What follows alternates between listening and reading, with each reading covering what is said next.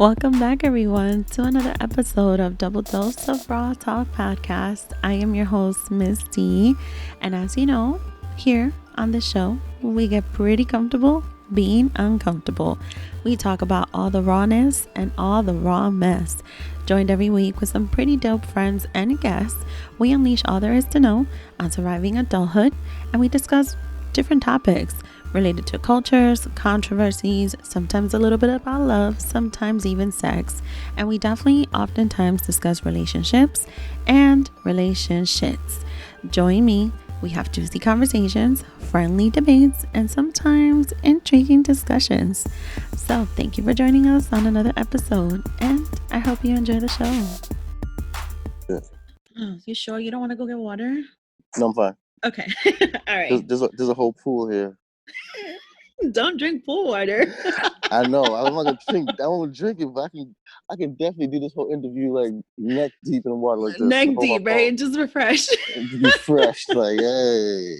I All don't got no good. water inside, but my outside is covered. Listen, if I hear the water in the background, this is going to be some serious business. All right. All right. Welcome back, everyone, to another week and another episode on Double Dose of Raw Talk Podcast. I am your host, Miss D. And let me take a deep breath because I've been wanting you on my show for the longest. And I finally have you here. I'm going to make a formal introduction. For those, if you guys are just tuning in, you are getting to know a side of me that has been basically out there on all 20 plus episodes from the beginning of the show, because this is just who Double Dose of Ms. D is. And for those who already know how I am, you shouldn't be surprised that I have this amazing guest on the show. I have, let me just put it out there, someone who I admire for his art, his craft, for the shows he puts on that I'm able to see on his Instagram, the one and only Sir Dash. Welcome to my show. What up, y'all? I'm gonna work on my sound effects on my background. I got you, yo. You got me. Mm-hmm. I did Okay. the roaring applause. You did so good. I'm so happy all my guests are able to do this because this is not my forte. Absolutely not. I have, like I said, been wanting to have you on the show. I have been, I'm not gonna lie, he's one of the only men Pleasure I have Pleasure to be here. Thank you. I appreciate it. You're definitely one of the only men I have creeped into your DMs with those type of questions. I got no shame in admitting that because I do not creep into DMs at all whatsoever. But I wanna. It is, and I want to dive in. I'm turning red already. Am I turning red already? I think I am. I'm already turning red. Okay. Let me just admit right now. Because, okay, guys, so I messed up. There was a time difference, and I thought I was supposed to record with Sir Dash about an hour ago, and I didn't. So I decided to kill some time and go on my IG Live. And I spilled the beans during my IG Live as to who's I'm recording with today. And one of my listeners and followers says, "Oh my God, Dee's about to come right now." And I turned so red because I was like, oh, he has so many talents. I've been wanting him on my show for so long. He's just so artistic and he has ropes.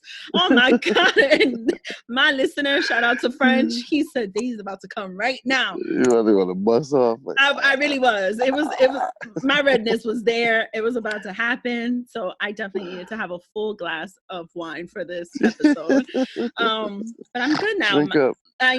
My body temperature is back to normal. So good.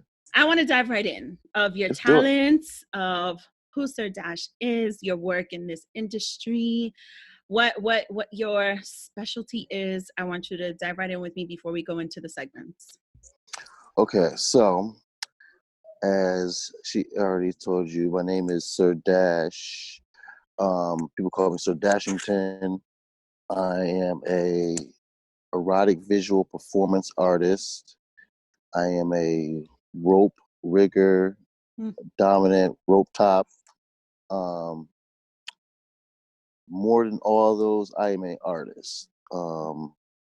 First and foremost, I am a musician, a bass guitar player, Yeah. and yeah, kind of got started on like my whole niche for performing and to be on stage, to doing showing my Mm-hmm. showcasing my talents. All that comes deep from within the music background and just being out and yeah, I like people I like to be congratulated. So I have this Yes. thing where I like to go out there and do what I do. Um, when I got into this. I tell people I got into this by default. I Mm. didn't necessarily set out to do this. I never said, "Oh, this is something I want to do," or inspired to do this, or even thought this is something I wanted to do. Yeah, it was a choice, but it was more of I started doing this as art, like back in back 5 years ago. I met this lady named Kimberly, and she had this spot called the Kimberly Project, and it was this huge warehouse space that she wanted to turn into a art space. And Mm. so I'm also an audio video engineer and a technician, and I do like set carpentry and all this other stuff. So anyway, I came in and I built her I built a stage, a Nice. um a bar, and a DJ booth. And we Okay. started doing events in this place. And then she basically gave me the keys and was like, Dash, you can have a night, whatever you want to do, whatever you want to do, you could do it. Mm. And so I started throwing these parties called the Mad Tea Art Party. And I The would the yeah, it mad. was Say it again. Mad Tea Oh. Art Party. And Okay. basically I was serving anybody shroom tea and getting anybody zooted on shrooms and doing like a shroom party where I put a bunch of craft paper out and a bunch of art supplies out, and people would just come in and grab stuff and start doodling, start doing art. And then it just kind of Nice. grew up and blew up where I was doing like these performances, and I would have girls dancing, and I would throw paint on them in front of Oof. a canvas and make like an abstract canvas painting, like live on stage while they dance, or whatever. Mm. And so I was doing that, throwing paint, doing these different like performances. And then one of my homegirls was like, "Yo, you should spray me with flogger whips dipped in paint and make like a painting like that." And I was Mm-hmm. like, "Oh shit! Like, okay, it's just something I might be trying to do." So I kind of looked it up to see if there's anybody doing it, and I didn't see that, but I saw women tied up. I saw Shibari, and I was like, oh. And literally, as soon as I saw it, I knew I could do it. I mean, I'm a Cub Scout, so I do all my knots and all that stuff as a kid. I used to hate that shit, actually. You know what I'm saying? It's so crazy. All this stuff I used to do, I'm doing right now. A lot of it, I really despise doing it as a kid. Now I look at it now, I'm like, damn. I'm like, made a whole career out of this shit. Yes. But yeah, but I saw, so I knew I could do it. So I literally got a mannequin and some rope from the dollar store, and Okay. literally just uh, got on YouTube and learned one tie Okay. on YouTube before this show. And it was like a week before I had to do the show. So I learned to tie. I got on stage and I did this tie, tied this girl up, and then I threw a bunch of paint on her. I wrapped her with plastic wrap and rolled her body across the walls and made like Mm. this. It was just wild, just like just making art shit. But like by the time I finished the performance, like mad people were hitting me up like, "Yo, when are you doing this shit again?" Chicks were like lining up like, "Yo, I'm next," and I was like, it Uh-huh. just as a person who's a creative and an artist, like I knew from the draw, and I've been doing this my whole life as far as like performing. You know what I'm saying? I made performances I was 10 years old, 11 years old, like playing in Mm-hmm. churches, and so I'm used to people coming to me and like, congratulations, good job, that was dope, Right. whatever, this and that. But at the capacity that I was getting that from doing that, I realized right there, I was like, this is gonna be my money maker. This is gonna get me out the hood. You know what I'm saying? Like I Right. just knew it. Right. And so from there, me being an opportunist, and me being a Brooklyn motherfucker, you know what I'm saying? It was like obvious, like from the jump, like, yo, I need to keep doing this and I'm about to make this joint work. So I went into it already from the jump with a business mind. You know what I'm saying? So from there, I started structuring my business, learning how to do my ropes a little bit better as far as my that is concerned, but also started figuring out how can I do this as a performance. You know what I'm saying? Yeah. Like my first time doing it was as a performance. So like it's always been that for me. You know what I'm saying? It's always been about the art. It's always been about you know, the ropes and, you know, the art of it. Not until I got into it, and, you know, these girls are lining up to get tied up, and then I tie them up and throw some body paint on them, and they're like, "Okay, so what you gonna do now?" And I'm like, I got more paint. I got new colors, everybody. And I was New like, colors. you don't give a fuck about them colors. They're like, what are you doing? Like, what are we? I'm tired. Like, what are you gonna do now? So I'm like, okay. So I started getting into it. It's like, okay, there's got to be something more into this. So I started getting to more the dominant side in that aspect of it. Mm-hmm. Went to a couple parties, and I seen what was going on. And I was like, oh, this is the shit I was doing with my ex-wife. I thought it was like, you know, I thought it was gonna be something dramatic, and it is Right. dramatic for some people, but for me it wasn't, because I was married very young, Oh, same. and Yeah. yeah, so me, I was married by like 20 years old. So by the time me and my ex-wife got like 24, we was already like doing wild kinky shit and Uh-huh. running out, going to swinger parties and trying to find, you know, spanking her up and trying to find different things Mm-hmm. to make this thing how it works. So Right. that's so from there just kind of so for me I just kind of combined those things I learned there and the new rope stuff I have, and kind of combine them into this experience that I was creating for people, you know what I'm saying? Mm-hmm. And then I realized that within the experience I'm creating for people, I'm also healing people, you know what I'm saying? Because I'm getting a lot of women are coming to me for the sole reason of wanting to bust some nuts, you know what I'm saying? Like Yeah. they're trying to get off. And so with that, I'm like, okay. And I started digging into it. And, you know, I'm digging into it. It took me a while, because sometimes just I'm getting a bunch of different customers, different people coming, and I'm trying to pick everybody's brain to figure out what is making them tick and what makes them come to me and what makes them trust me. Because these people don't know me from jack scratch, you know what I'm saying? Right. And what are Right. making these people come to me and want to do this experience? And then, you know, so I realized, okay, it's about they're trying to bust some nuts, and they realize they can get that.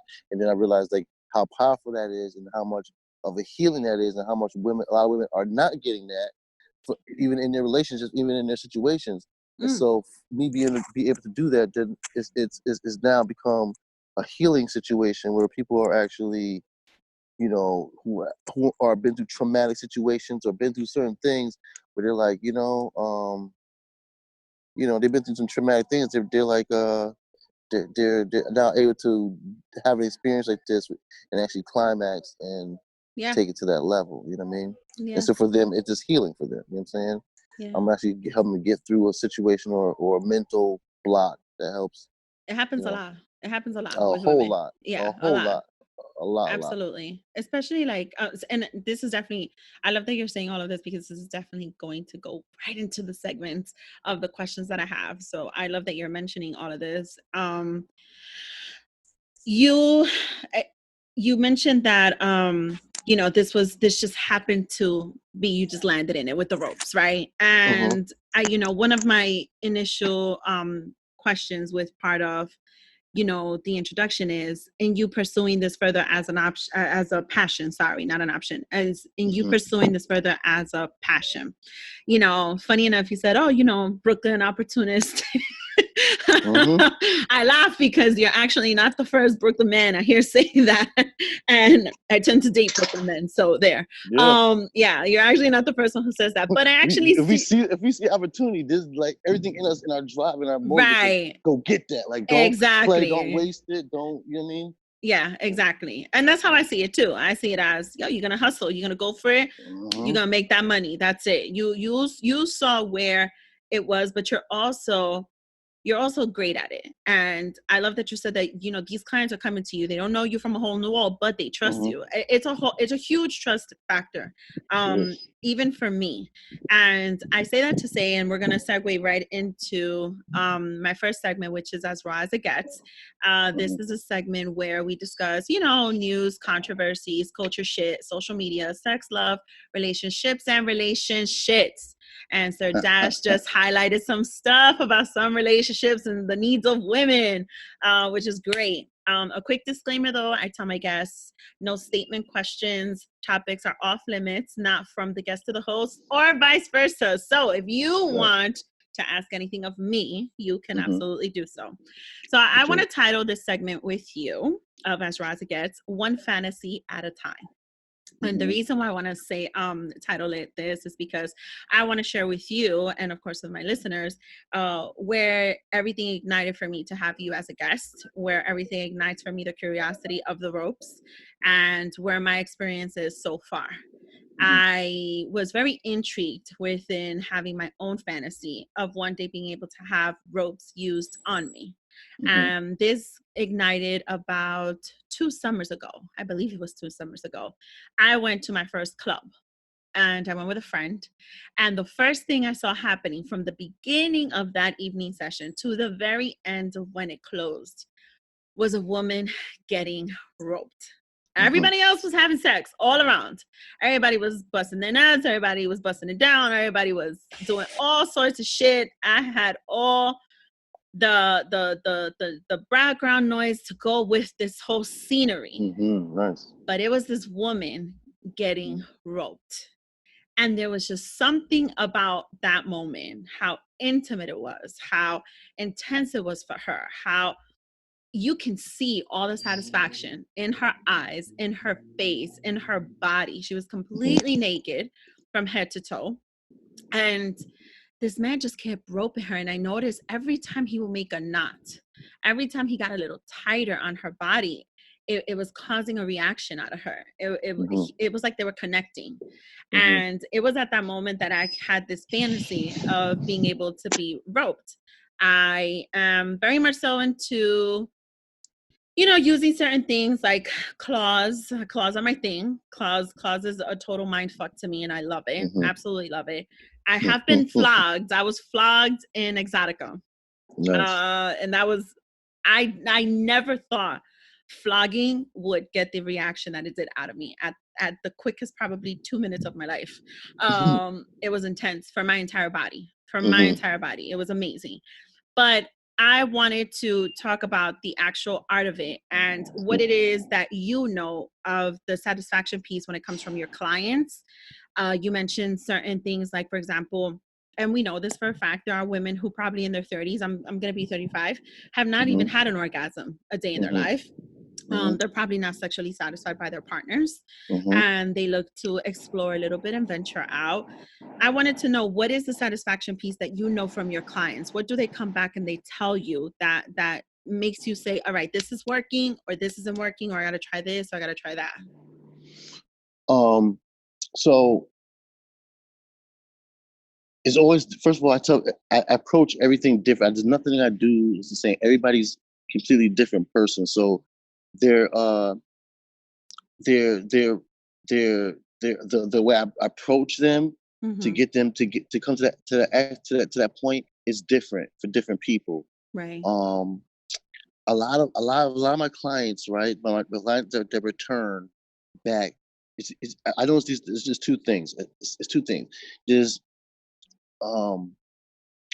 people, women want to be made into art.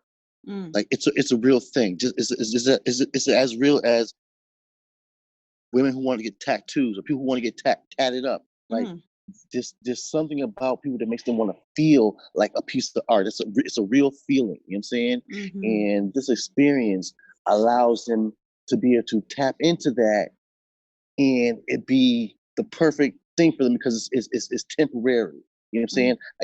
Once I take you off the ropes and it's all done and over, all you have is your memories, some pictures or whatever. But it's not like a tattoo where you get it done and it's done and it's there forever. So it has like this cool temporary art feel to it that some women they love that shit. It's addictive, just like tattoos are addictive. So people come back over and over because they just want to be turned into a different type of piece of art. And I'm very creative, so I find different ways of this to in tune with them like that. The other thing is, like I was saying before, there's a lot of women who aren't sexually satisfied, and a lot of women, and so with that, for me, it's like what I realize is that what I've learned in all this is that sex, the actual act of sex, like putting your dick inside that hole, fucks everything up. It fucks everything for most couples. For everybody's fucking up because sex is so good that people skip A, B, C, D to get to Z, to get to the honey. You know what I'm saying? People are skipping over Exactly. stages to get to the honey. And so because I have this approach that you know, when I go into it, I know I'm not having sex. Like sex is already out the picture for me. You know what I'm saying? So for Right. me to find how I'm gonna tap into this woman and make her escalate and climax in a certain way, it's gonna take other things. You know what I'm saying? And Right. so I've learned that like the body's has a language, body language, you know what I'm saying? Mm-hmm. It's a real language and it literally speaks out loud to me. I don't know if everybody can hear it, but I can, it's clear in day what I need to do, you know what I'm saying? And so what I do is like when I start a session, I start all my sessions the same. It's the only thing I do that's the same. Mm. Only thing I do. And that's I sniff my clients from head to toe. I Mm. grab from her neck and I sniff. I rub my body. She can feel my nose all over her body, down to her feet. Like I literally Okay. sniff her head to toe. By the time I'm finished with that, me and her body is already in tune. So after that, she doesn't have to say a word. Her body's already talking to me and telling me what, where, and how to go, and how sensitive she is. Like I know all that before I even pull any of my tools out. So then, Mm. by the time when I think about what I just evaluated from that sniff down, and I look over at my desk full of toys, it just tells me what I should be grabbing next. You're saying I can tell Right. if this woman needs a little more heavier hit, or she needs a little more gentle, or she needs a little more spiky, you know, a little more, you know, something more, a little more, you know, how am I gonna, tap into her senses, and then Mm. from there, it kind of is like I kind of just kind of follow her body mode and get them to the place we have. I have like 100% satisfaction rate. Like I have not done this and not been able to like not get somebody off. Right. I just there's no way. You know what I'm saying? And these are Mm-hmm. women. Some of these women come to me. They've never came. There's women who told me they haven't came in 7 years, 5 years, Mm. and I'm just like, you know what I mean? And they're trying to figure out how am I doing this? I'm like, I'm doing this because I'm not trying to get sex from you. That's how I'm able to do that. You know what Right. I'm saying? And so when I have these little sessions, I teach people, I teach partners to like, when you go in on your partner, go in taking the sex out of the picture. Tell yourself you're not gonna fuck tonight. You're just going in to satisfy your partner. That's what you need to be saying to Right. yourself. And if you do that, and if you do it right, you're gonna get some pussy. Like it's just like, yo, like it's just a mind fuck for yourself. It's just you just say it to Yes. yourself so you can like get yourself to that point without, because if you don't say it to yourself, you're gonna subconsciously skip to those things without even Mm-hmm. noticing. So you kind of gotta like lie to yourself and say, this is not what I'm here to do. I'm not here for the sex. I'm here to just satisfy you, baby. Ooh. Mm-hmm. You start going in that realm, you're gonna get there. And if you do this shit right, she gonna back you. And I tell all my dudes that their dick game is trash, and they got like 2 minute dicks and little short dicks, whatever it is their problem is. I'm like, listen, if you go in not thinking about the sex first and satisfy your lady, you can have her bust a zillion nuts before you even pull your little shit out.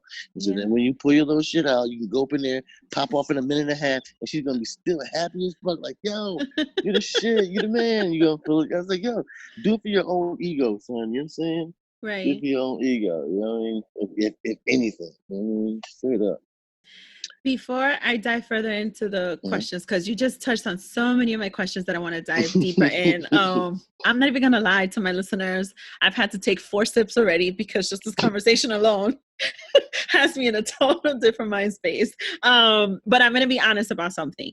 When I said I tried the clause and it was a total mind fuck, I want to be honest. I've only used the clause with one person, and it was definitely one of those situations where the objective was not about let's fuck, because I think in the times that we used the clause, it wasn't about the fucking piece. It was about let me get into your mind.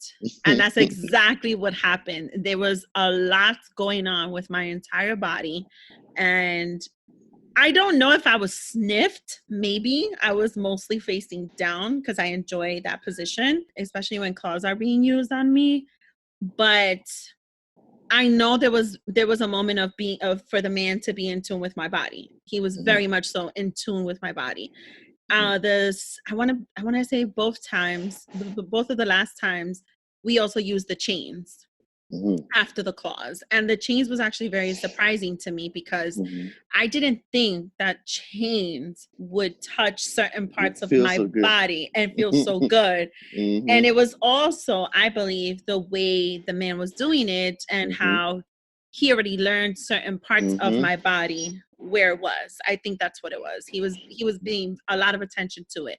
I say that to say that I think a huge piece, regardless of what the size is, regardless of, the general performance, I think a huge piece is that a lot of couples don't get to know each other. A lot of couples don't get to know the women of where their body is and how their body's talking to their partner, of what the needs are.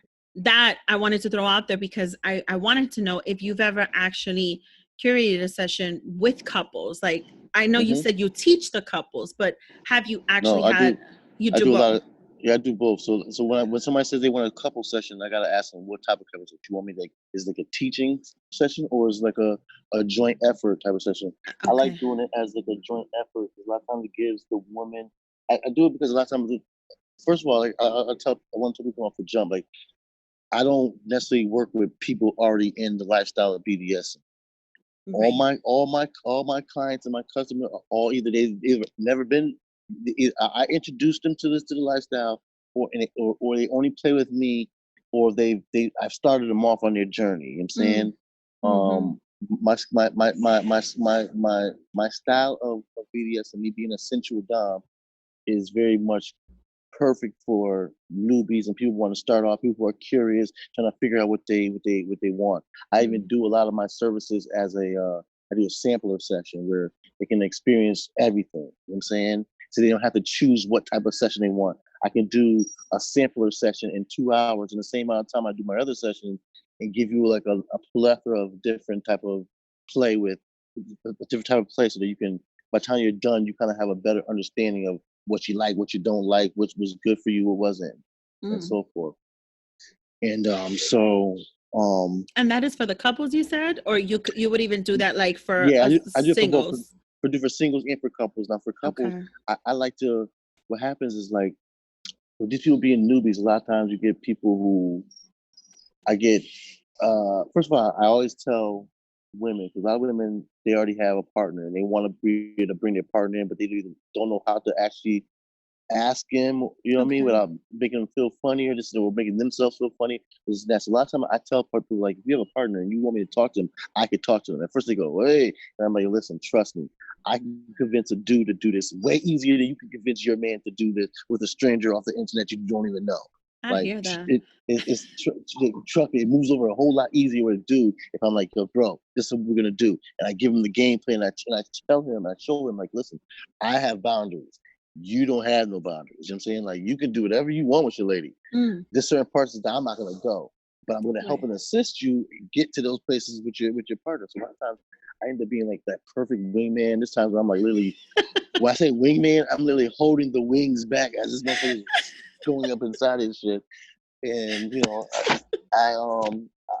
it's really cool because what I like to do is create. I like to confuse the woman. What I do is I when she's working with both of us, I take her and I blindfold her. And then after a while, how I'm telling him and doing something, I'm doing something in silence. So I'm like, so she don't hear certain stuff. You know what I'm saying? And so after a while, all she just knows there's two people working on her. You know what I'm saying? After a while, it gets confusing who's who and what's what and what's going on. And it's almost like giving a woman the feeling of having two guys, one girl type of situation without necessarily having to go and do that fully. You know what I'm saying? Yeah. And so like the guy is comfortable doing it. The girl's comfortable because she feels like her man's not gonna allow something to happen that she doesn't want to happen, and it's usually a good situation. Right. So you did say so we established that you do have couples, right? Now, have you ever had men approach you to just strictly teach them to go so they could go and do this with their own? Oh, you have. Okay. I have a couple people like that right now here in Dallas. One of my boys. My first time coming to Dallas, me and him just got up. I was like, yo, he just wants to learn some stuff. So I got up. I had a client that didn't mind him watching, so I let him just sit there and watch while I did my thing in the client boom. So every time I come in town, I always kick in and say what's up with him. Now he's in a situation where he literally has 2 girlfriends. And saying he Okay. just moved them both into the same crib. And so I go to the crib, I type one of his girls, he practices on his other girl, and we kind of like practice on his ladies, you know what I'm saying? Yeah. And it's like a cool situation now. It's like really, really dope. I'm happy for him, proud of him. You know what I mean? He's like got his first poly situation going on, and it's working. You know, I'm glad that I was able to help him get his, you know, his bearings around that, his mentality around that stuff going on. So that sounds interesting because he would have to learn now 2 women, right? Because you cannot expect both of them to have the same style or the same needs. So he's now also learning this for 2. Mm-hmm. That's interesting. Okay. With the services that you offer, I did take a look. For quite some time, I've been taking a look. I'm not gonna lie. Which one is your favorite? Mine's electrocution.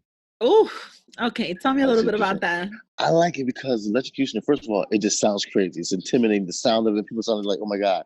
They think of some motherfucker with a mask on. It's going to be with an axe. Like, people just like, execution. I'm like electrocution. They're like, oh, shit. Like, but it's really the best feeling ever. Yeah. People don't know. What I do is I use electrostimulating pads, like a TENS unit. Okay. And I take the TENS unit and I put it on certain spots. I could put it like between your legs, like right real close to your cootie cat, or on your butt cheeks. And it feels fucking great, right? It also has a dial on it, so I can turn it up. Like I can turn up to it hurts, but you can find everybody has a sweet spot. If you can find that sweet spot, literally it tickles, and motherfuckers cannot stop. I can find a sweet spot, and you'll be like, and literally can't stop until I turn that shit down. You literally will giggle through the whole entire through the shit. whole time.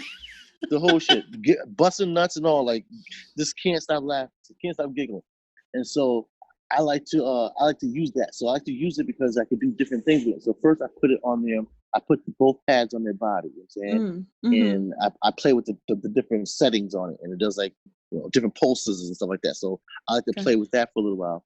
And then I like to take off one of the pads off their body and stick it to the palm of my hand. And then I can use this hand, and everywhere I touch the person at, they can feel electrical shock everywhere I touch them at. So then I start rubbing on their neck and rubbing in areas, you know what I'm saying? They're grabbing their nipples and touching their pussy and stuff like that with their shit. So giving them shock that way. So that kind of stimulates them that way. Then I also have my claws. So sometimes I stick my claws on my fingertips, and then when I touch them, it gives them like an electric scratch and like a electrical hit at the same time. It's like, it just feels ill. So I use the claw to kind of scratch at them lightly, but it's like electrical scratches, you know what I'm saying? And then I'll kiss them, and when I kiss, wherever I kiss them at, it's like an electric kiss, like you get a shock. You get the shock.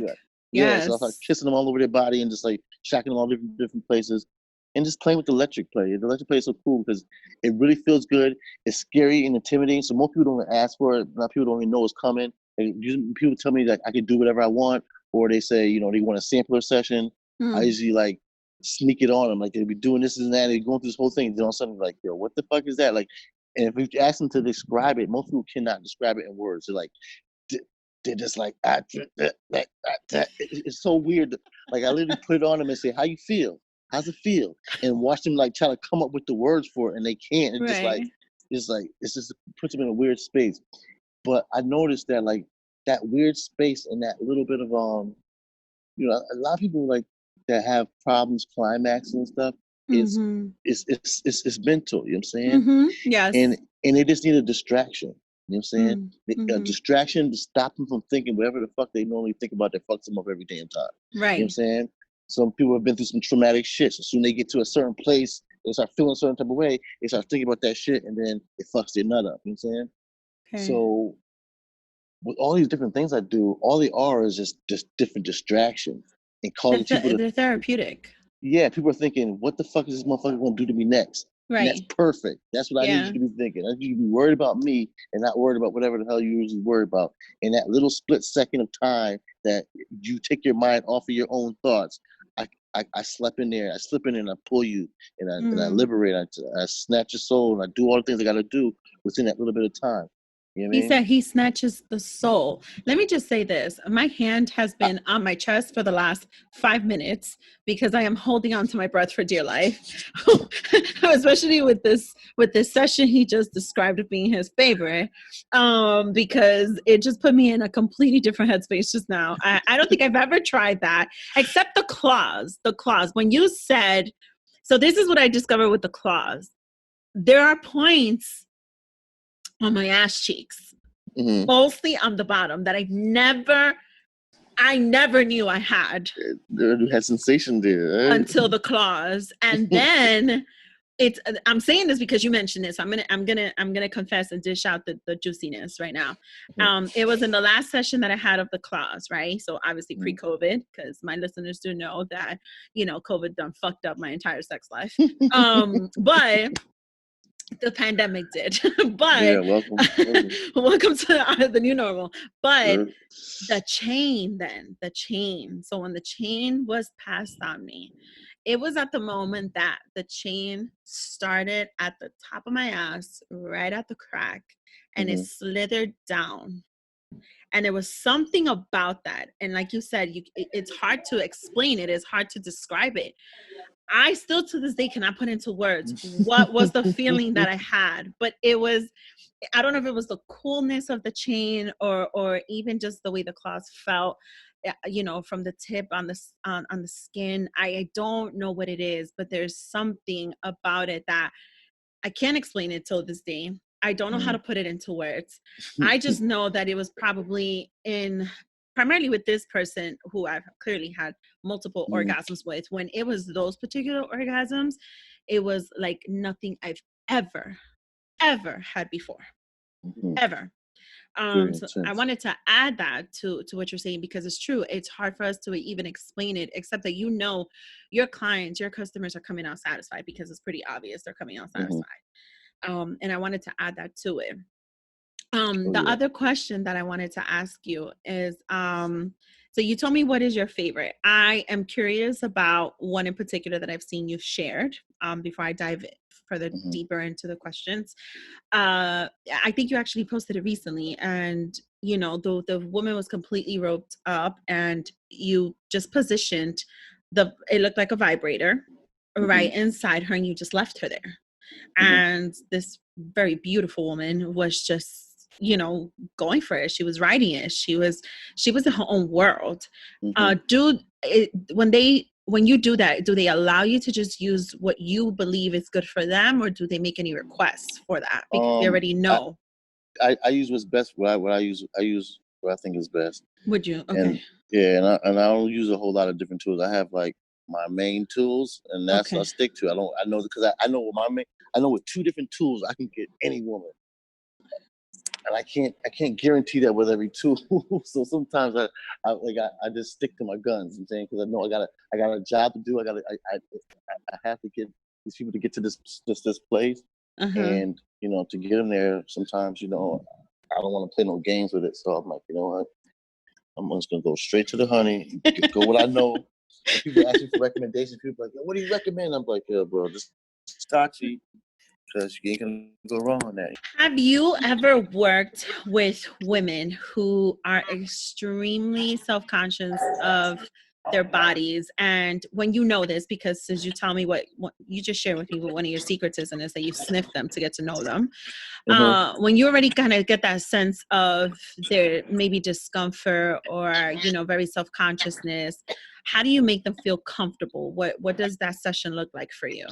For me, okay, so this is the thing. I feel like people, there's a lot that people don't know. What they don't know is that the black lights that I use are the best kept secret.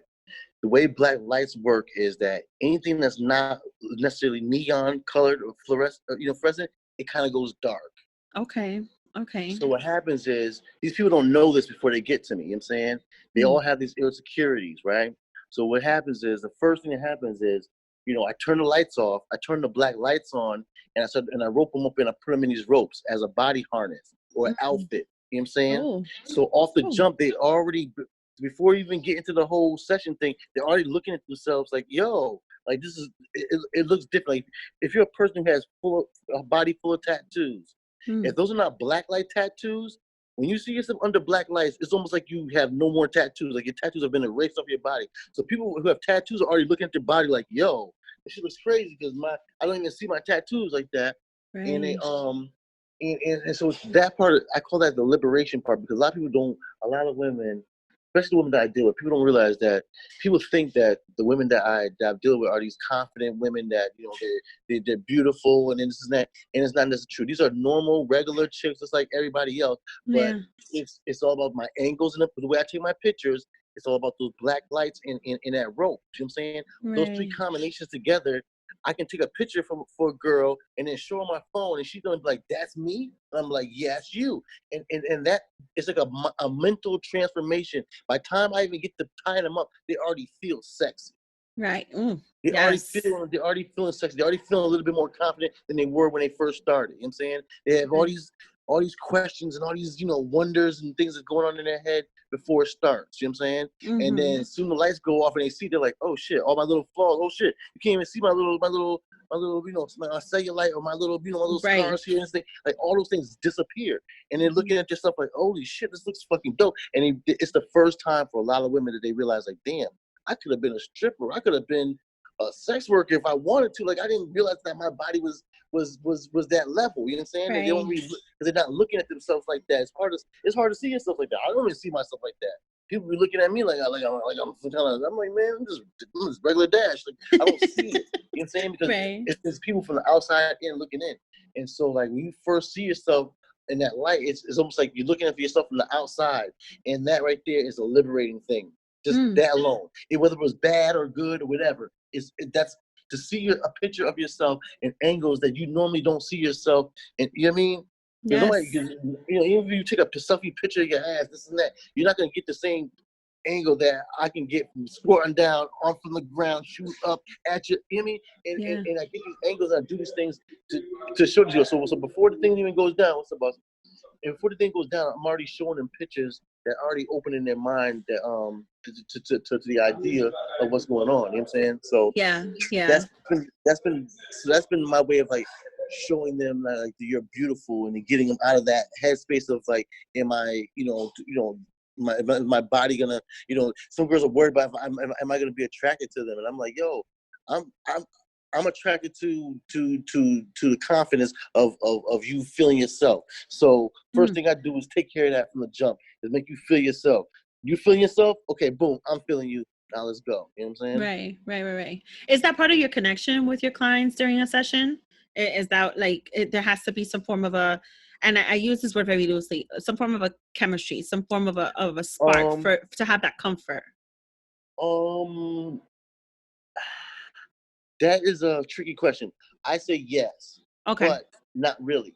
Okay. So for me, it's this business. You know what I'm saying? Right, of course. So, okay, the difference between me doing this with somebody on a personal level and me doing this with a client is the fact that my feelings aren't, the connection isn't quite there. You know what I'm saying? Of course. To the client, they don't know that. They feel that connection. I make them feel like we are connected, like we have, because I'm not treating them like anybody has ever treated them. I'm also asking them questions and digging and delving into them in a certain whole way. So by the time we even have our session, by the time our consultation is done and we start a session, we already have a certain connection, a connection good enough to get through the session. Right. You know what I'm saying? It's just me doing business. Of you know what I'm saying? Of course, if they don't feel like that, and I make sure they don't walk out feeling kind of weird and that. But for me, I have to do that, whether I like you or not. You can say some shit that I really be like, you know what, I ain't feeling that shit, but I'm not gonna fuck up my money over it. You know what I'm saying? Yeah.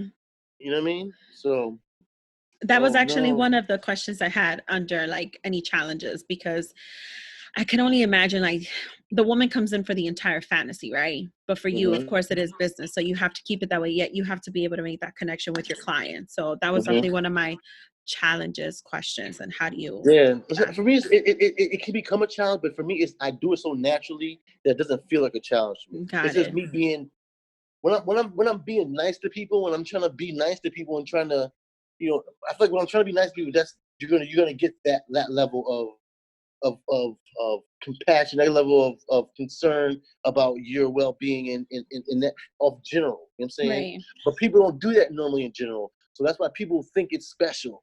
You know what I'm saying? But to me, it's not really special.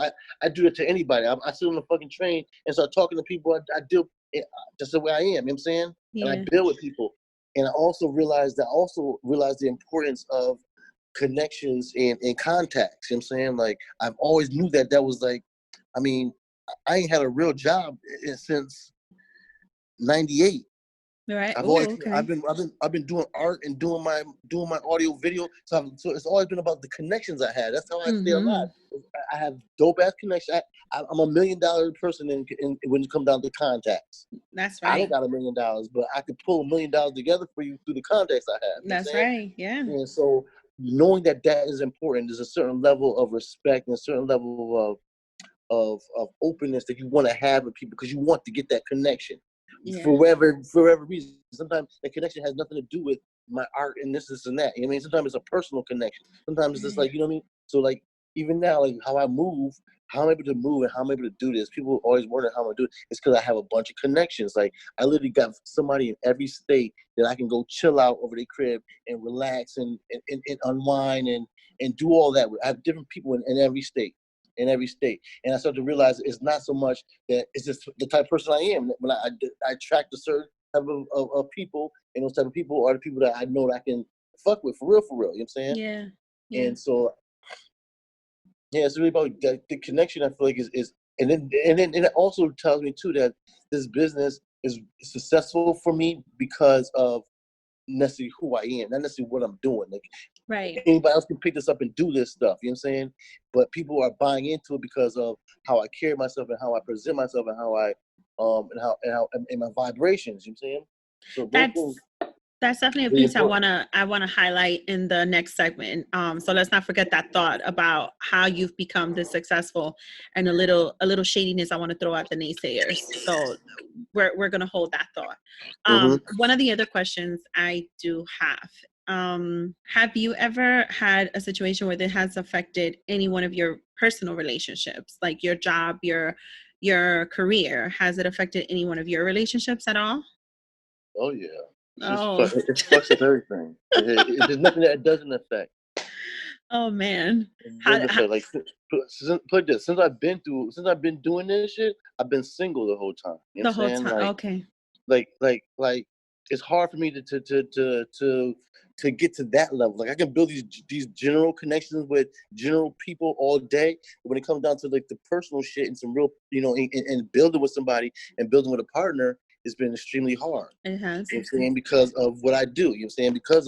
Because I travel all the time and I'm never around, and because of the fact that while I'm never around, you know that I'm probably playing in some pussy when I'm not with you, Right. and the fact that what I do is, you know, is considered sex work to some people, you know.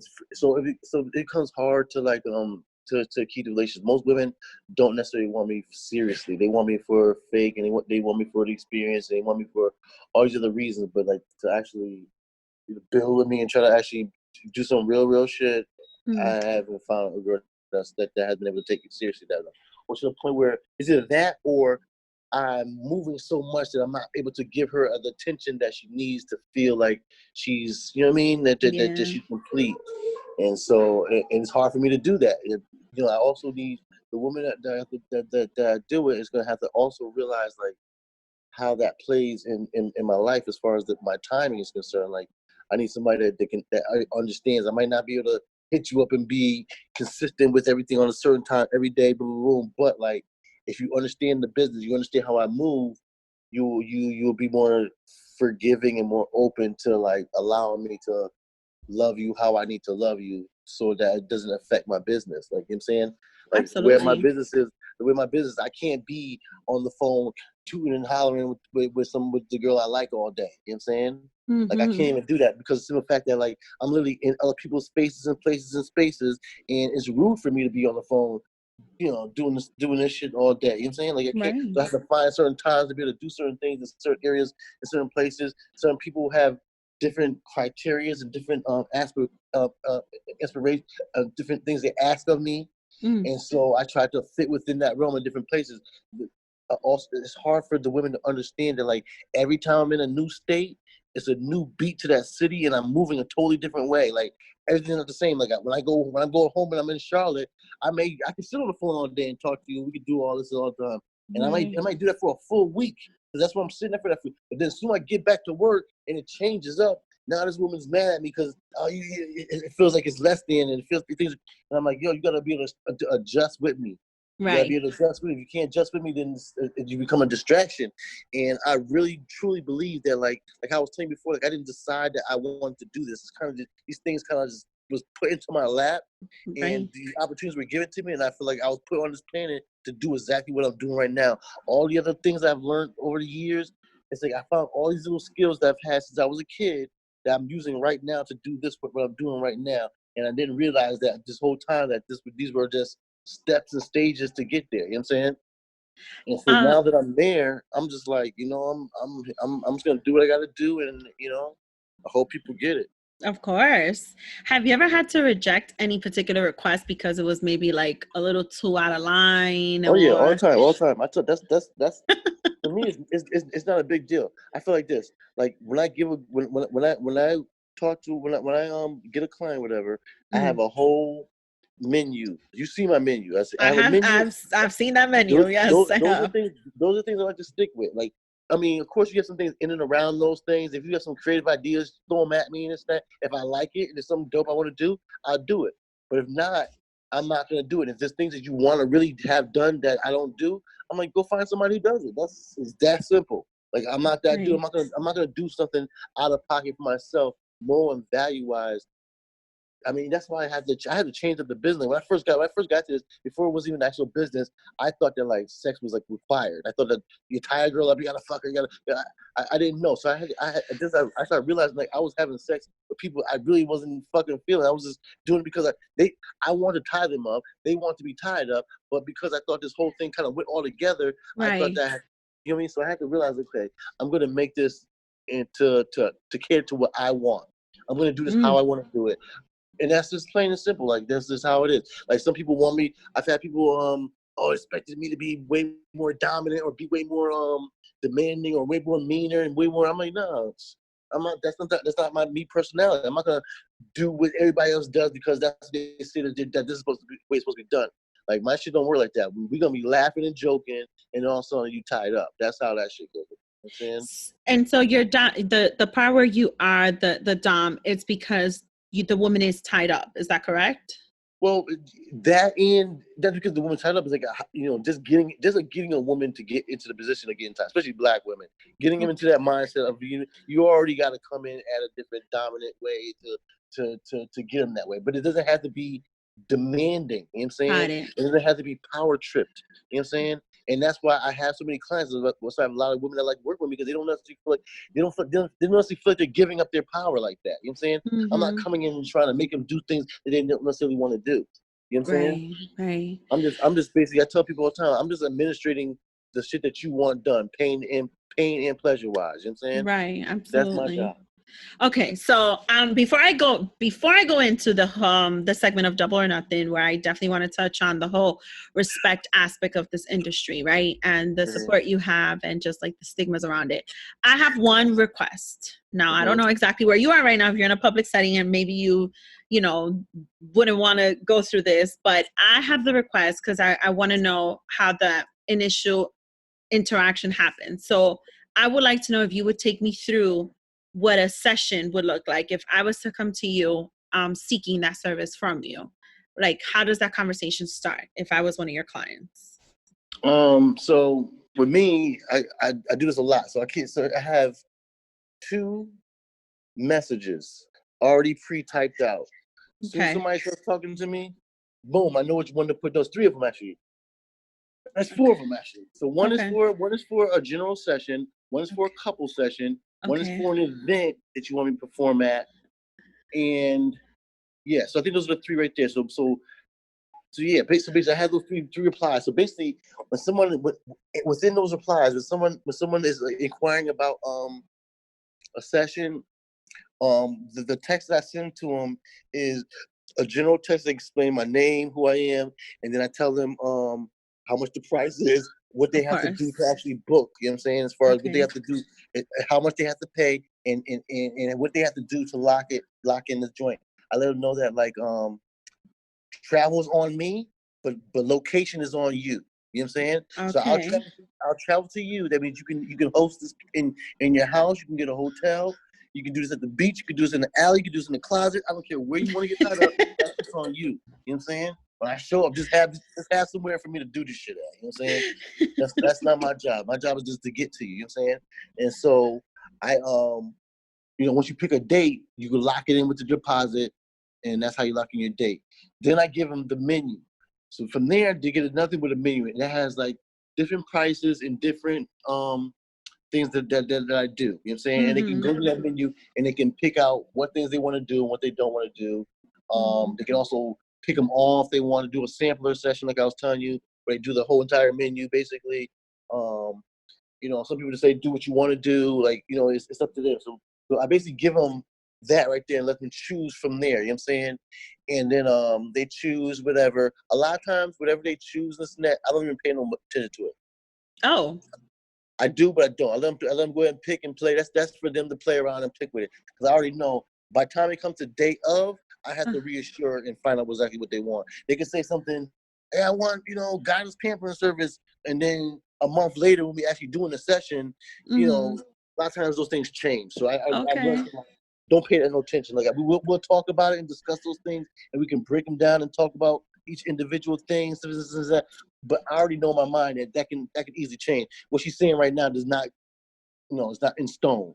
Got it. It can make shift and change. So from there we just talk about, we break down certain things. I ask them if they have any questions, and usually they do have a ton of questions, and I break certain things down. So also have all my shit is broken down already. So if they say, oh, I have a question about the unicorn kidnap, I'm like, all right, cool. I go to another copy paste, do that, send it.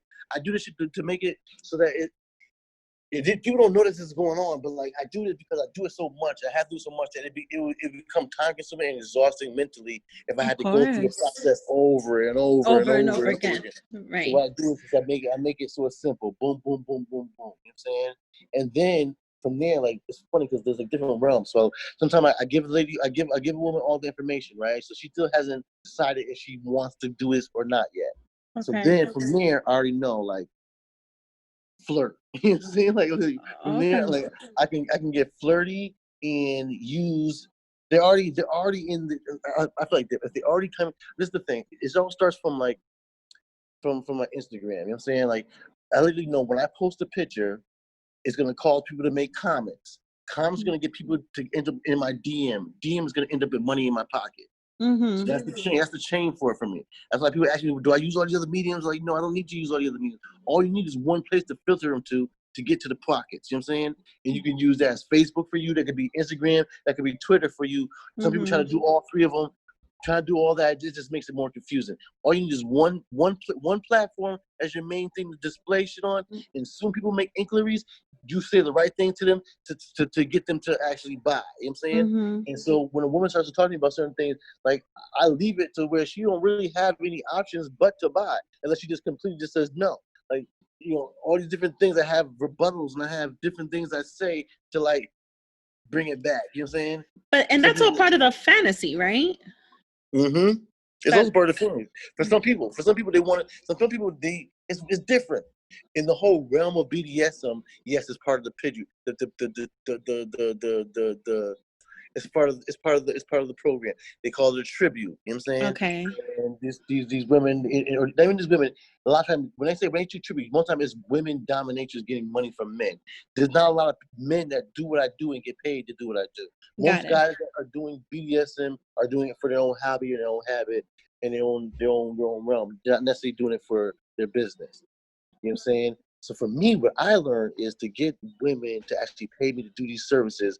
I can't come across like I'm trying to sell, sexual services to them. You know what I'm saying? Right. I can't come across like that. Like these are not women who are sex starved or women who can't get none. These are professional, independent Black women that can literally snap their finger and get some dick if that's what they really want. You know what I'm saying? Right. So they're not. So it's not like they're coming from that realm of that.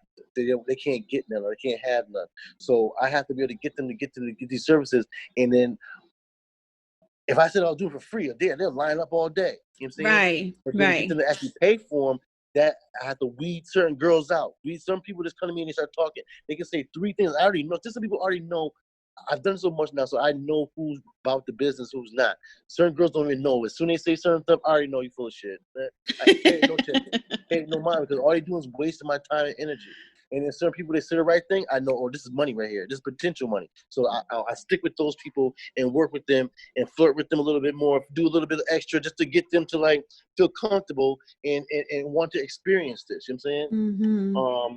You know, I'm not like some like hot diesel dude that can like thirst trap and throw my 6-pack and my pec muscles online and be like, girls can be like, ooh, like I don't got one of those type of bodies. You know what I'm saying? So yeah, really, but you're still offering that fantasy, and sometimes yeah, probably even to women who don't even know they want it. So that's the other piece of it too. Like you're giving something that, yeah, they could see a man on IG, he has a 6-pack, he has all of that, but can he offer that same satisfaction with that level of fantasy that a lot of women do want?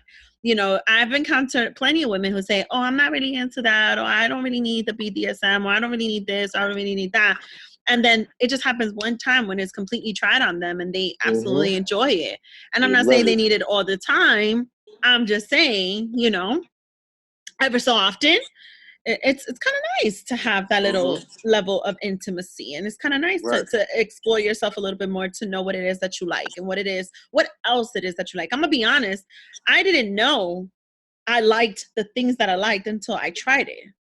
I had no idea that certain things could make me come the way that it did, that no dick has ever made me come, put it that way. So, I mean, I hear you when you're saying it's like, all right, now I have to work, I might flirt a little, I got these rebuttals, I got this going on, because a lot of women, I consider myself to be a very independent woman, to be very all about myself, to be, you know, all of that, but I didn't know I would actually enjoy it until I actually tried it. A lot of them don't, and that's why I say that most people in my business, most people that support me for my business are newbies and curiosity.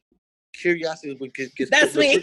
That's what puts the money in my pocket. You know? Like I get these people off of curiosity, and then I sell them on the fact that by the time you have an experience with me, you'll be more experienced and know exactly what you want, and you'll be better off going into this realm and this lifestyle. You'll be in a better position to go off into this lifestyle and enjoy it, because now you're getting off to a good start. Right. So I like to be that person that get people off on their journey in the right direction and going from there, you know? Yeah. That's my money. That's where the money's at. One last question before I hit it off with the last segment. Well, I only have 2 segments, so it would be the last. Give me a little bit of more insight of okay, so I am the type of woman, okay, as you know, when we first started speaking in this recording and this conversation, I said, you know, I am probably one of the plus size women I know that keeps herself healthy, quote unquote, right? But when I like to cheat on my meals, because I do get a sense of satisfaction in meals, I like to try samplers, okay? So I want you to give me a little bit of more insight of what this sampler looks like. The one that you said that sometimes you're like, all right, maybe they could use this sampler. Like, what is the combination in that when you get to know the person and what their needs are? See, the sampler session for me is the easiest, because it allows me to use all the tools I have in my bag to get this person where I need to be. When somebody says, yo, I just want wax play and some ropes, now I'm like, damn, I gotta get this person to climax off of just ropes and wax play. You know what I'm saying? Okay. I mean, so basically, so people don't get it like that, but for me, I'm always trying to convince people to like let me do the sampler session, because that just allows me to use all my tools and like have a better flux of what I can do, and it gives me more options. But I don't tell it to them like that. I kind of give it to them as like, listen, you know, I sell it to them as this might be what you want to do, because this right here will get you're gonna walk out of this knowing a little bit more, you know, what you like and what you don't like. You know what I'm saying? You don't stop me in the middle of something and say this is too much or whatever, and I'll go to the next thing and I continue. So people think when they think about it overall, they're like, I spend $300 on this session, right? Do I want to just do this session and just take one or two of these things, and then now I've done those, and then I still got these other things that I haven't done yet? Or do I want to take this $300 and just get a sampler session, and by the time I'm done with it, I'll have a little better grip on everything. You know what I'm saying? Okay. So I just sell them on that easier. You know what I'm saying? That's if I have to sell them on. A lot of women are like, I don't know what to choose. You do what you want to do. Just give that to me. They're like, yo, do what you want to do. You're the artist. They tell me, you're the artist. And then they tell me, you can do whatever you want with my body, which I tell them, like, yo, that shit turns me on. Don't I say that shit, yo. Don't I say that. I'm that type of a woman, though. It turns my whole mind from business to personal. And girls be like, it's like, you can do whatever you want to do with my body. I'm like, let me tell you something. I am that type of a woman. I'm gonna tell you why. So remember I said I like the sampler. I like the sampler of everything because I'm discovering what I like, right? And I don't knock it till I try it, right? So I like to try everything, even if it's just a little taste of it, a little season, a little touch, right? I'm gonna give you a perfect example. I have someone who I know who sells Coquito. I don't know if you know what that is. Do you know what Coquito is? Yeah. Okay. So she actually started selling Coquito Icees here in New York City. And I said, well, yo, girl, like, let me try it, right? And it's Coquito 787. I will tag the information down below. She delivers in the tri-state area. And she goes, what flavors do you want? I said, surprise. Coconut. Come on. Everybody knows get coconut. No, I mean, we did get the coconut. But I'm all about the surprises. So I'm that type of a woman who I will say, like, do whatever you want, my body. Like, surprise me. Do it. Surprise me. Just do it. Just go for it. Like, I'm that type of a woman. Whatever Coquito you want. Whatever Coquito. Whatever flavor. Just let me have it. I'll try it. I'll enjoy it no matter what. I heard you like that coconut. Something like that. Yes. So, okay. So because the reason why I asked is because I like the samples, and I already determined that I like the claws and the chains, but I've never been roped up, and that is definitely my ultimate fantasy. I've never had that. I saw it that one time. I saw it at Exotica. I was like busting nuts as I was walking. I'm not even gonna lie. As I was walking, anywhere I was, I even tried the motor bunny. Have you heard of that? I posted the picture the other day during an IG Live. I got on this shit. I got on this shit, and I'm like, what is this? Looks like one of those motorcycle games that you find at fucking Dave & Buster's. The person that I was with, he took a picture of me, and I didn't even realize it. And my face is like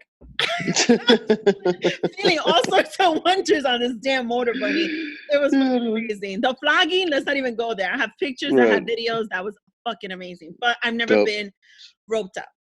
Right. And I will never forget, it is still embedded in my mind how that woman reacted, her satisfaction. Like I knew it. I was so far from her. And with the friend that I was with when I went to my first club, to see how intense that was for her, I was like, oh fuck, I need this type of mental fuck. Like that's the type I need. I've just never had it. So with that being said, if a newbie comes to you with that, right, and they tell you, like, I like toys. I like, for example, one of my favorite toys right now is the Satisfier. Fully concentrates on my clit. I come in 60 seconds, and I could do that shit 10 times a fucking night if I have to. But if they tell you, like, oh, I like this, I like that, like, would you use it on me with the sampler and still get roped up? Do you take that into consideration? Or all of that? Okay. Yeah, so you can cater to, I tell people all the time, these are all catered situations. So the person can cater to them however they want to.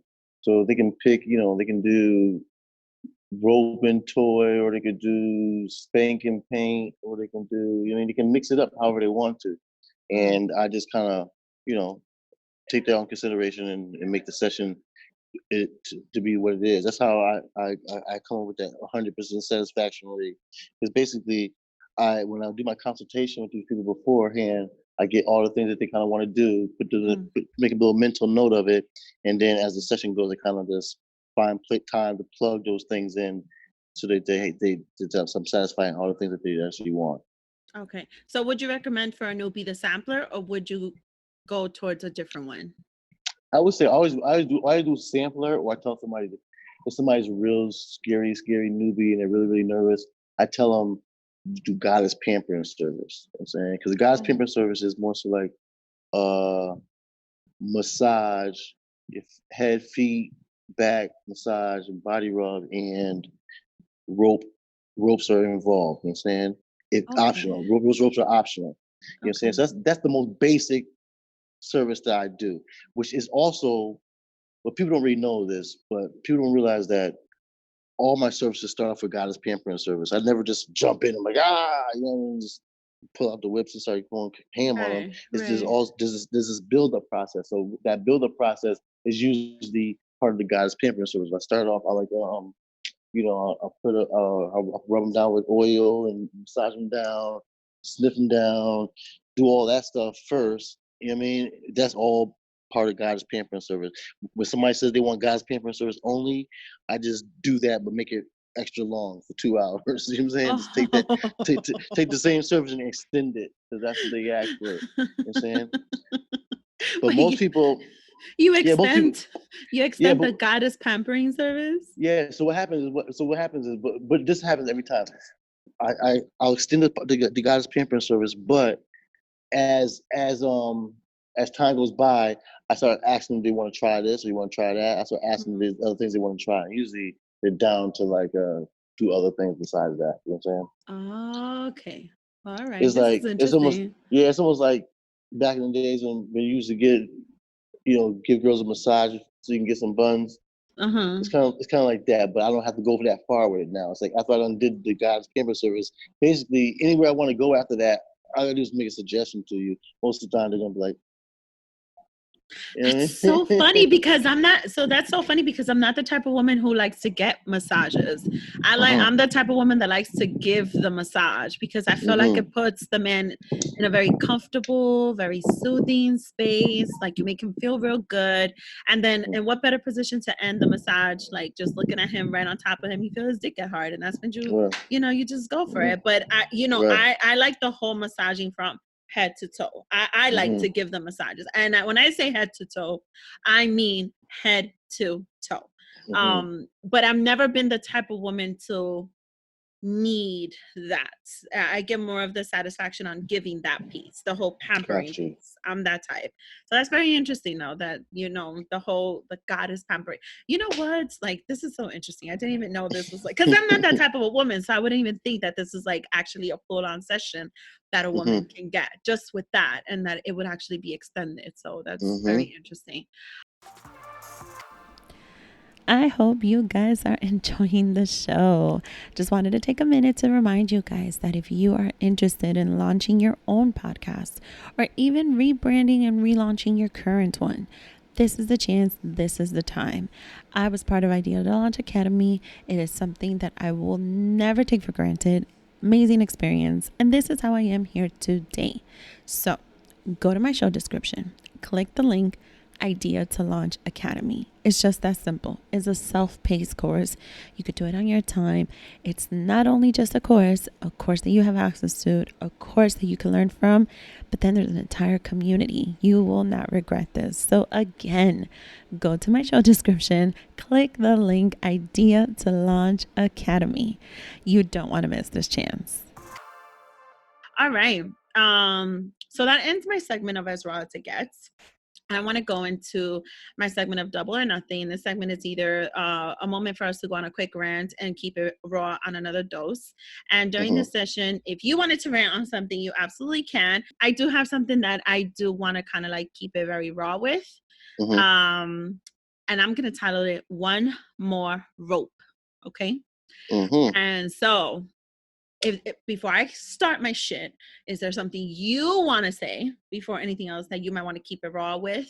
Just one final note before I hit you off with mine. No, I'm pretty open. You can ask me anything. I don't necessarily have any questions. When I say open, I'm open. I'm like, he's open. I'm gonna keep it real with y'all. Did y'all hear that? Did y'all hear that, man? That's the type of language Daisy likes. Miss D likes to hear men say, "I'm pretty open." Really open. So all right. So here's my thing. You previously said about the respect piece and people who actually support, your art, your craft, and this passion that you have that you've pursued into a full-blown career, because this is a full-blown career, right? As a man in the industry, would you say that because there are still stigmas. Like you said, a lot of people will consider this sex work. To be honest, I consider it sex work, but I happen to love sex work. So there are still people who will scrutinize over it. There are people who will look at BDSM like, no, not me. What do you say about the stigmas that still surround this craft and how diminishing it could be to the craft? Like, what do you say to that? How do you respond to people that come at you for it? I don't. For me, it's weird. Okay, first of all, like I'm a black man. You know what I'm saying? So like I've been dealing with that shit outside of BDS. I've been dealing with that shit. There's nothing. It's like it's at some point you realize, okay, I'm gonna do me. I'm gonna do me. I'm gonna do what I feel like I need to do and not worry about what nobody else thinks. I've been like that my whole entire life. I've always been to beat my own drum, do my own thing. So I never got caught up into what anybody else really, anybody else does. So I kind of, so I feel like with this, it's something that you have to make it your own and make it work for you. You know what I'm saying? I don't consider myself a sex worker. Like, when I'm doing is not having sex with nobody. I'm not having sex. When I have sex, it's something totally different. It's a totally whole different realm for me. A wholly different mindset that I have to go into to get into that realm. Right. This is art for me. You know what I'm saying? I'm an artist. Right. And so I feel like what people don't realize is that the person that's doing it should be able to describe it and put it in whatever terms that person feels comfortable with. Plain and simple. I've had big arguments with other people who are like, yeah, sex work and this. I'm like, yo, that's what you want to say. That's what you call it. You could be doing the same thing I'm doing. Is that's what you want to call it? That's fine. That's what you call it for you. But I don't necessarily call it. Not that I'm ashamed of it. Not that this and that. But it's just not what it is. You know what I'm saying? For me, if I go into that realm, if I was gonna do something, that's like me, like, how you doing, boss? Yeah, for me, it's just like people have to like realize that like you shape it into whatever it is that you feel like you need to do that fits your life. You know what I'm saying? And that's as much as I gotta say about it. Like, people want to put it in these different boxes. They want to be able to put things in their own box. I'm like, yo, listen, I can't be put into no box. You know what I'm saying? Like everything that I'm doing right now, I can also say that I do that, but there's also a bunch of shit that I do that's outside that realm that takes me outside of that category. So even when somebody says, "Are you a dom?" I don't refer to myself as a dom. I don't ever call myself somebody. I'm a rope artist. That's what I tell people. Or I'm an erotic visual performance artist. Because that's what it is for me. You know what I'm saying? Yeah, I know there's parts of his BDS, and I know there's parts of it that's rigging in rope bondage and all this stuff. But like, I realized that like what I did from the beginning, right? I realized we're trying to get Black women to do this. That like I had to speak when I talk about my craft and bring it up to people. I had to talk to them about it in a certain realm that doesn't trigger the toxic stuff that they try to thoughts and ideas around BDSM. So when I talk to somebody, I never say the words BDSM. I never say the word bondage. I never say certain stuff because I know that their mind is gonna go there with it, and I don't want their mind to go with it. I want them to see what my shit is and see the difference between porn and what the fuck I do. You know what I'm saying? I want you to see the difference between all these rope artists and bondage people in BDSM. You see what they do, and then you see what I do. You know what I'm saying? I like there to be a distinctive difference in that, and that's why I do that way. That's why people ask me all the time, like, "Do you have OnlyFans?" and this, and I'm like, "No, I'm not getting an OnlyFans." They're like, "Why, you would kill it?" I'm like, "Yeah, I probably would kill it." I actually do OnlyFans for other people that want their shit done, but I'm not doing it for me because I'm not putting my work on an all sex platform. You know what I'm saying? Like I did it with what's that? The other one, Patreon, but Patreon kept saying my work was porn, and they kept banning me. You know what I'm saying? Really? So it's like my work falls into this weird category where it's not porn. I don't want to put myself on a porn platform, but at the same time, when I try to put my shit on the art platform, they say it's too sexy for regular art platforms. You know what I'm saying? Interesting. And so now it's to the point where I don't put my shit on anybody's platform. I'm just like, yo, my shit's on my shit. It's all your shit, right? Yes, right. That's it. Like, yo, and I also realized like I don't want to get into the art of selling pics and videos. Like that's not me. I don't want that to be. I don't want to be working to like looking to build content. For me, that's not how I get paid. You know what I'm saying? Because what happens is I know what the real deal is that after everybody fucking goes on OnlyFans and pays money to watch people's videos and pics and all that shit, when it comes down to it, they want a real experience after. You know what I'm saying? And then they come see me for the real experience. You know That's true. So, you're right. You're right. So I would be shortchanging myself by putting myself on OnlyFans or giving people totally all access to all my work. I'm shortchanging myself. You know what I'm saying? All I need is enough just to get you sparked enough to make you want to pay for services and actually have a real experience.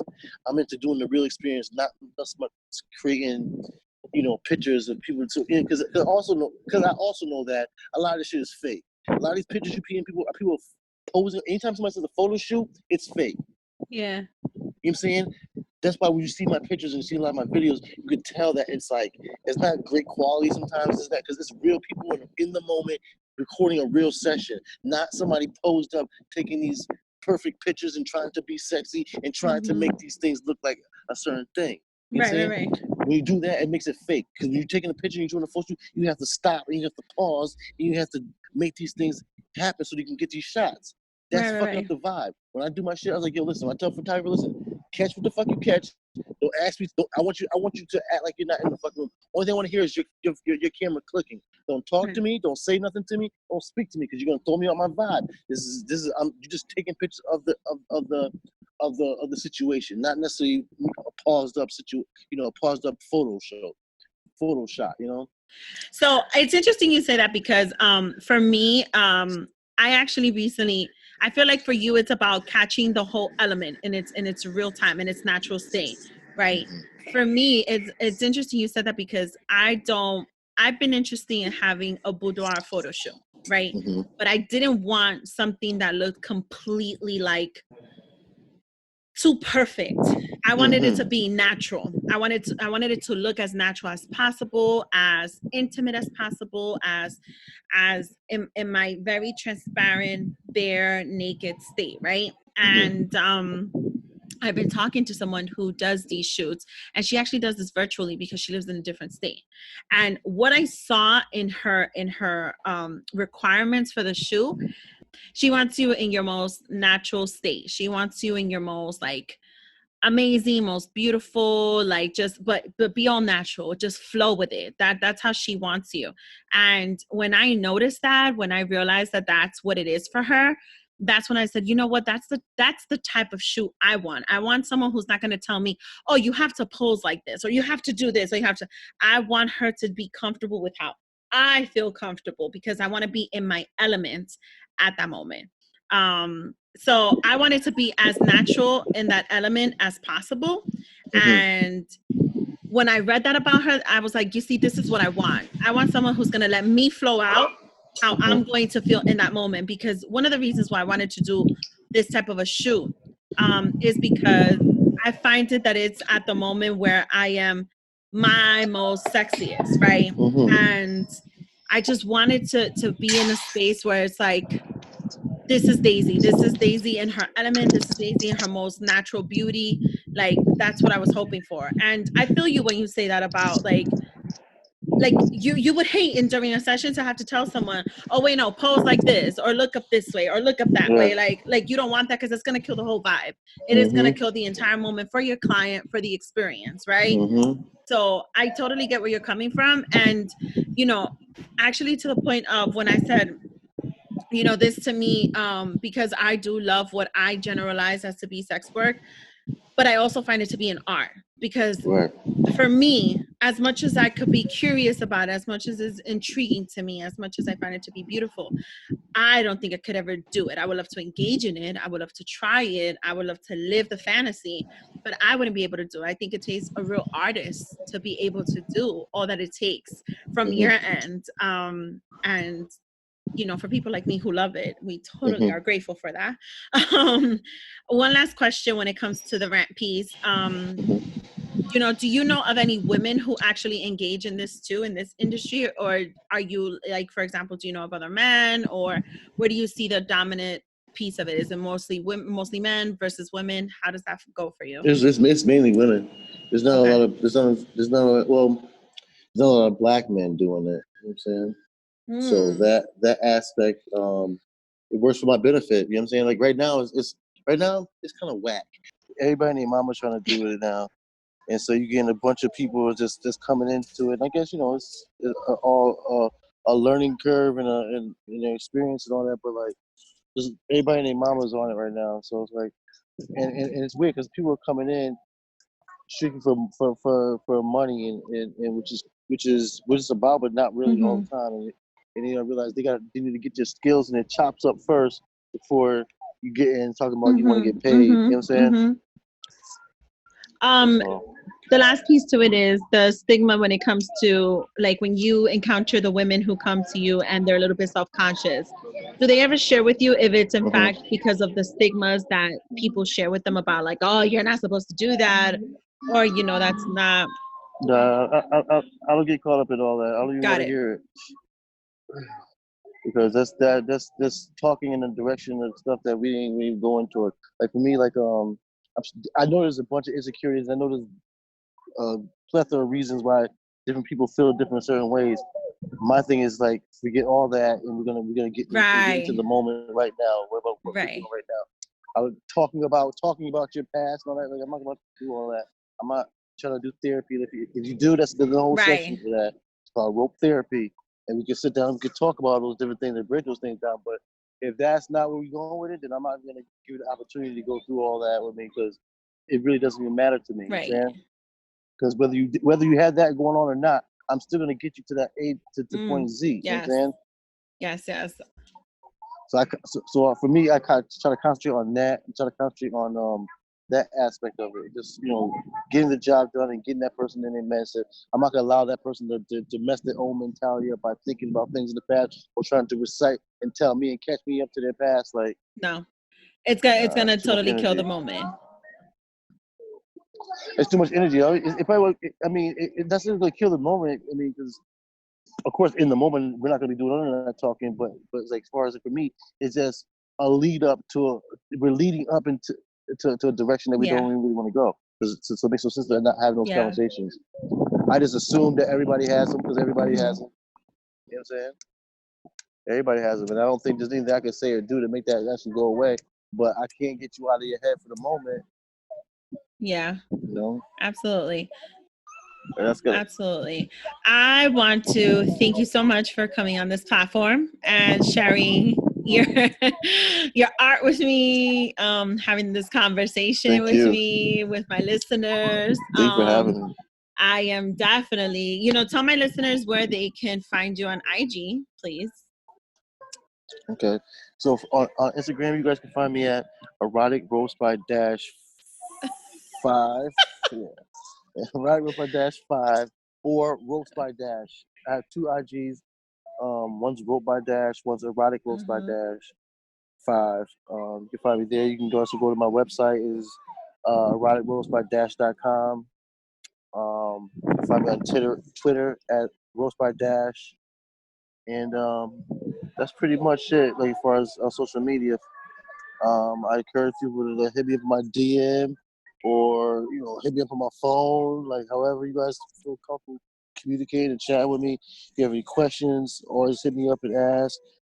Feel free to ask me questions. If you guys have any inquiries or you want to do some business or you want to do some events or whatever it is, and just hit me up and we'll talk about it. I'm very easygoing and down to earth, and I work out with deals with people when the prices don't work out for the company. Ultimately, I want our people to be able to have these experiences. So for the most part, I try to make my prices and try to make my range and try to barter with people and make deals and do whatever I have to do to try to get people to get this experience because I feel like this is what people need. Yes, absolutely. And you do have your menu on your website, right? I do have my menu on my website. All right, just wanted to make that clear to the listeners in case anybody is interested. The menu's on the website. I definitely took a look. It looks amazing. So yeah, absolutely. Again, I want to thank you for coming on this platform, on this show. It's been amazing talking with you. You guys already know Double Dose of Raw Talk podcast. I am your host, Miss D, and I will see you guys. Well, talk to you guys next week. Bye. Peace. Thank you. Thank you for joining me on this week's episode on Double Dose of Raw Talk podcast. Don't forget to subscribe, rate, and review. And when you leave the review, tell your friends, and then tell your friends to tell their friends. Nothing makes me happier than to read the reviews that you guys are leaving and the feedback I am receiving from my listeners. I have received suggestions on topics they would love for me to cover, and trust that I am reading those reviews and I am reading those suggestions and I am listening. So please feel free to contact me. All my information is in the show description. Nothing would make me happier than to hear from you guys. Talk to you next week. Bye.